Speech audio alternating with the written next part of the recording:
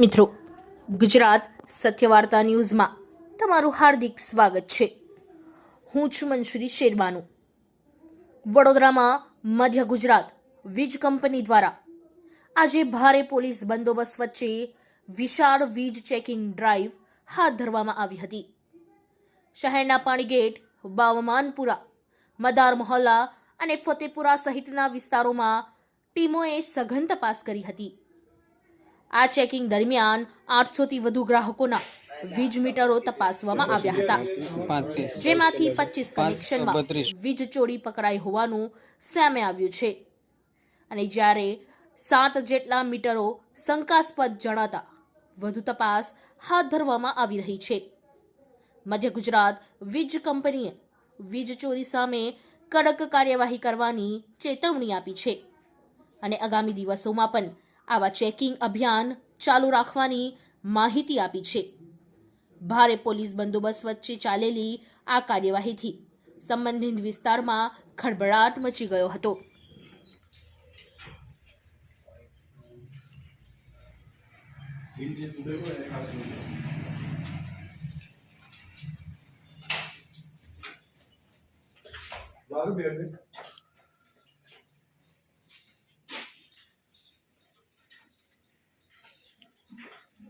Scene टूटेगा तो बाहर में बुला पड़े पार्टी हेलो सामने कौन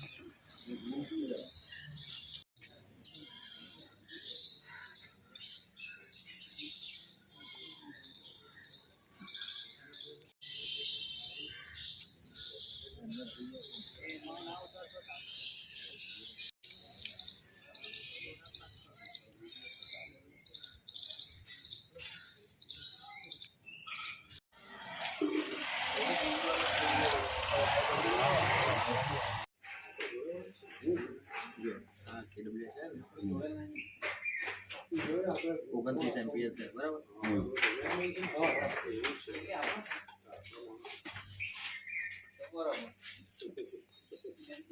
जो અહીં 0 આવે છે બરાબર અને અહીંયા 25.7 આવે છે સેમ આવે છે એવું છે। લોડ ચાલુ કરાવીને બસ તમારા સાહેબને પણ લોડ ચાલુ કરાવો। હું અહીં આગળ પેલી બેટરી મારું છું।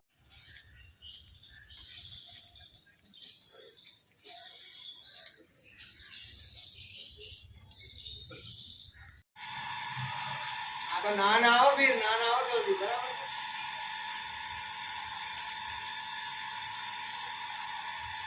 आ છે કઈ ચાલુ છે પાવર ઉપરથી છે ને હલો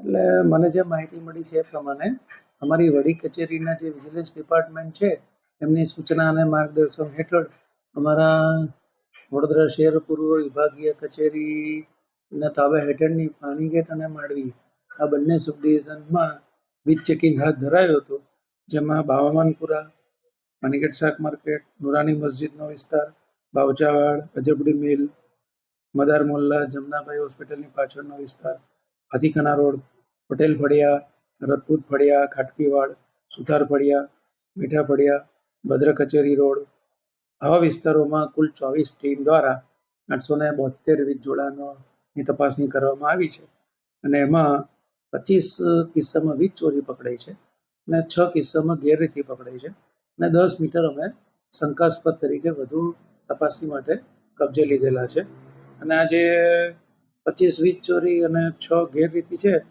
એની અંદાજે આકારની 25,37,000 થાય છે.